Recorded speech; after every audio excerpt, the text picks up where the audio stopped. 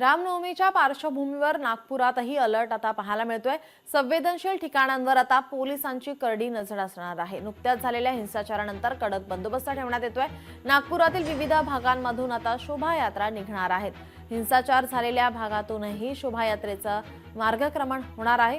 रामनवमीच्या दिवशी नागपुरातील पोद्दारेश्वर राम मंदिरातून मोठी शोभायात्रा निघते। मात्र काही दिवसांपूर्वी नागपूरमध्ये महाल आणि जवळपासच्या परिसरामध्ये जोरदार हिंसाचार झाला होता। विशेष म्हणजे ज्या भागात हिंसाचार झाला त्या भागातूनच शोभायात्रा मार्गक्रमण करणार आहे।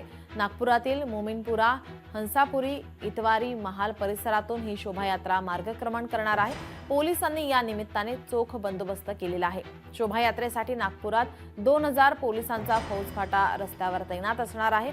शिवाय ड्रोनच्या माध्यमातून पोलिसांची रामनवमी शोभायात्रेवर नजर असणार आहे।